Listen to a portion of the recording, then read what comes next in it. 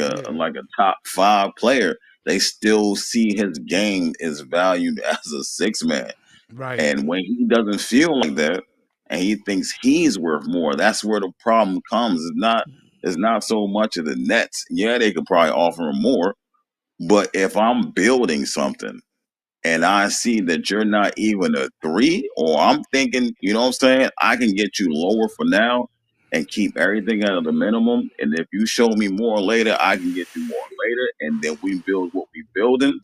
You know what I'm saying? You wait Yeah. till then. But right now, is at a low for you, and I'm telling you, go find some money, and I will pay you that. And since you can't do that, there's no point in giving you more. But there is, since Jonathan Kaminga and Josh Giddey got offered 20, but at the time no one was being offered. You know what I'm saying? No, everybody looking for 30, and no one was getting 30. You know what I'm saying? So he was stuck in Right. no man's land. You know what I mean? No, no, you're right about Ice. This was the worst time for Cam Thomas to be a free agent because there was no market because nobody had the cap space. The only problem is that the organization never really valued Cam Thomas, never got the proper development. But I also will acknowledge this: Cam has said some stuff in the past where he said, "I'm unguardable. I have nothing to prove to the organization." Like he put his line in the sand last year at the media saying those things. His organization was like, "Okay, we're probably gonna have a standoff," and Cam is still sticking by his guns.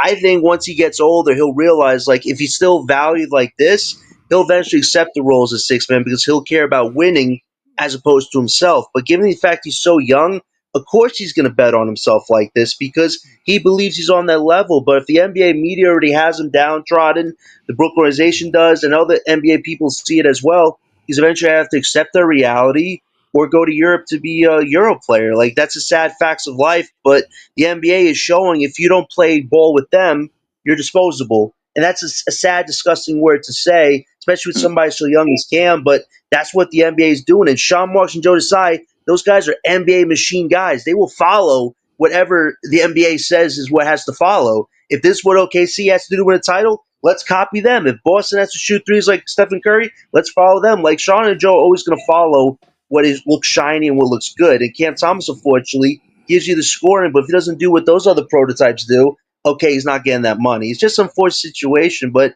at the end of the day, Cam has a choice. If he doesn't want to take the 14 million, take the 6 million and get traded elsewhere. But if I was an organization, I would just try to meet him at the middle. We've played a part here in destroying his value. The least we can do is find a 16 to 18 million dollar 2 year offer. But if Cam doesn't want that, Ice, then if I'm Sean and Joe, it's